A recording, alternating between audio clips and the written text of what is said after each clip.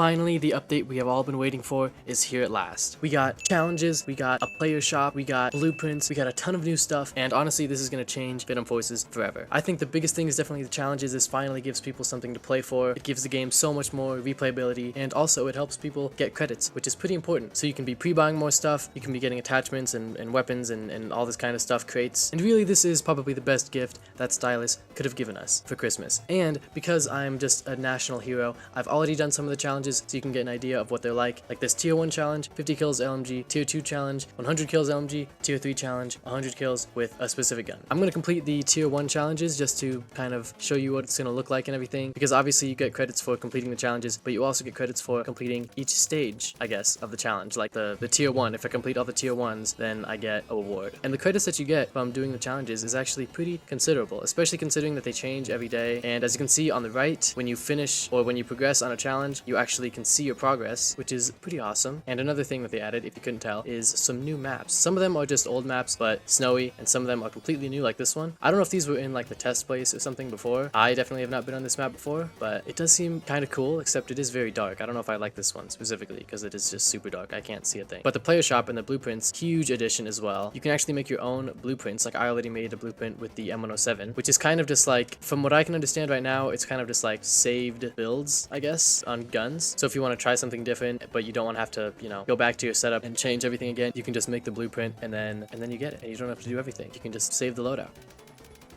And that guy was trying to melee me, probably because there are some melee challenges. We gotta melee people, which does kind of stink. I think the challenges that they've made, just like get kills with LMGs or ARs or get long shot kills, was one of the ones that I got. I think ones like that are probably the best. I don't really know about melee kills. That kind of stinks. I don't want to have to do that challenge because then my KD is gonna go down a shit ton. But the challenges also mean that people can start using some different weapons if they have an incentive to use different weapons. And really, they have even more incentive to use different weapons, because if you watched my XP video, you would know that using guns that you don't have any kills on and unlocking attachments will actually give you XP. So now if you use new guns, you can get the XP from unlocking attachments, and you can get credits from completing challenges with them. So super awesome if you ask me. And the player shop, I still don't know if I completely understand the player shop. Like, you can buy skins and you can buy attachments and you can buy whole guns, I think, but it's discounted if you already own the gun or if you own some of the attachments. And I think that might be exactly how it works, even though I just said I don't think I know how it works, but that might be just it. And I've kind of said this already, but I cannot stress how